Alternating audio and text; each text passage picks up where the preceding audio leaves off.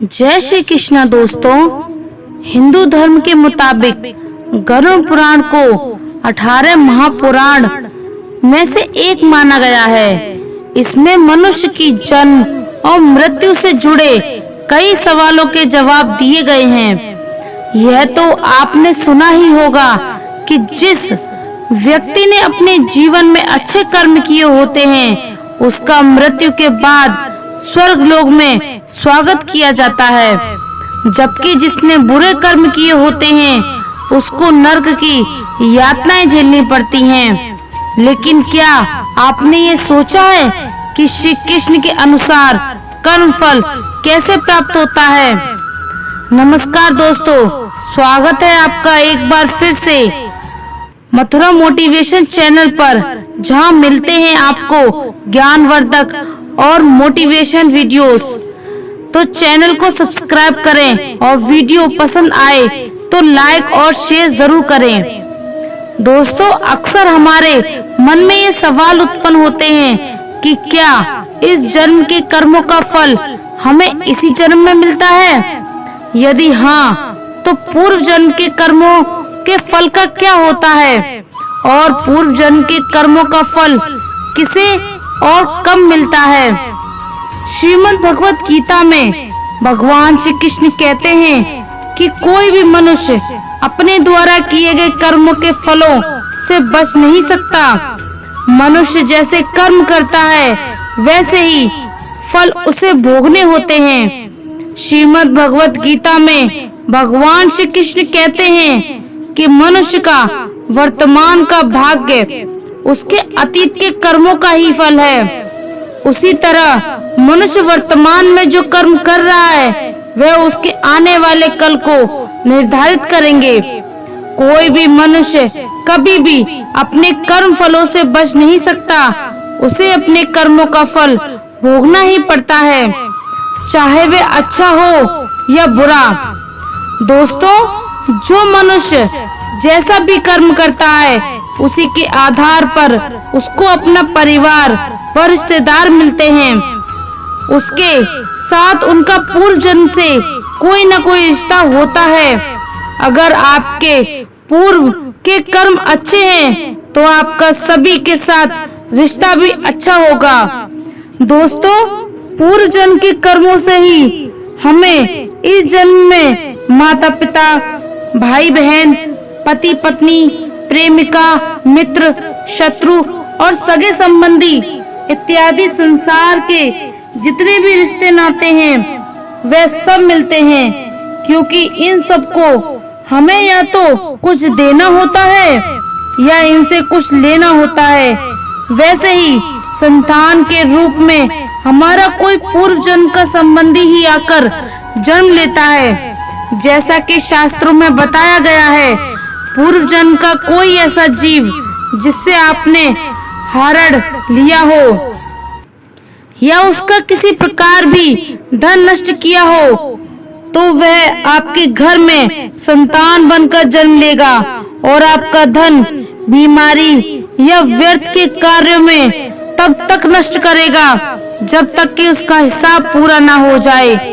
पूर्व जन्म का कोई दुश्मन आपसे बदला लेने के लिए आपके घर में संतान बनकर आएगा और बड़ा होने पर माता पिता से मारपीट, लड़ाई या उन्हें सारी जिंदगी किसी भी प्रकार से सताता ही रहेगा।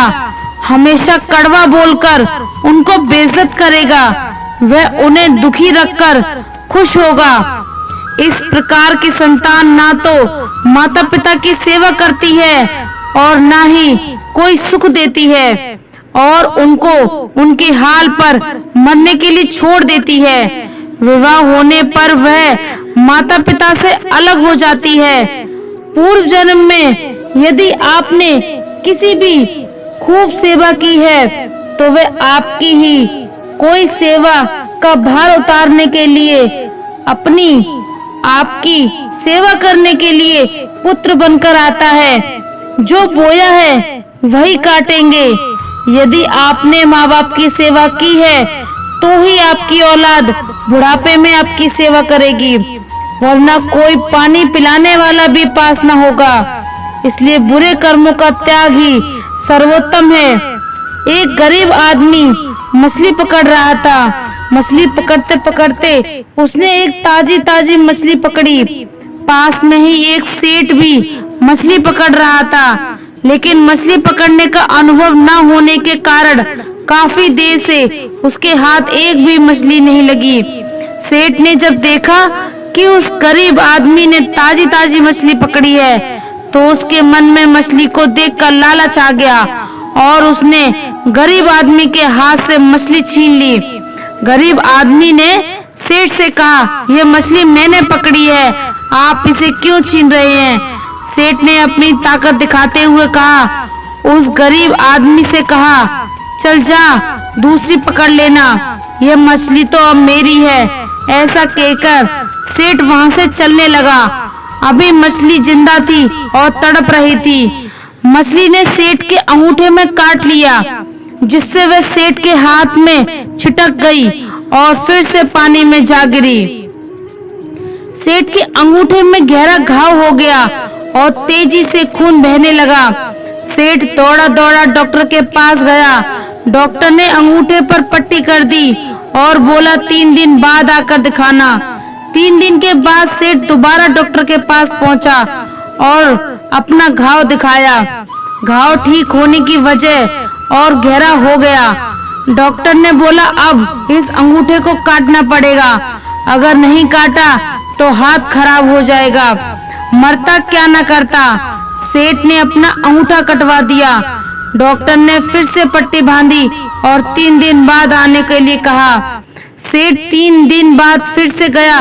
पट्टी को खोलकर घाव सड़ने लगा, जिसे देखकर डॉक्टर ने बोला, आपका घाव सड़ रहा है, हाथ कलाई तक काटना पड़ेगा, नहीं तो पूरा हाथ कट जाएगा।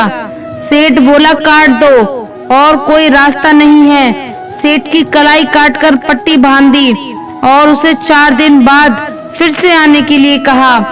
सेठ 4 दिन बाद पहुंचा। डॉक्टर ने पट्टी खोलकर देखा तो घाव वैसा का वैसा था। डॉक्टर ने कहा, हाथ कोहनी तक काटना पड़ेगा, नहीं तो पूरा बाजू खराब हो जाएगा। सेठ ने वो भी कटवा दिया। सेठ को पट्टी बांध दी और 4 दिन बाद फिर से आने को कहा। 4 दिन बाद डॉक्टर ने घाव को देखकर कहा, अब तो बाजू कटवाना पड़ेगा, नहीं तो पूरा शरीर सड़ जाएगा।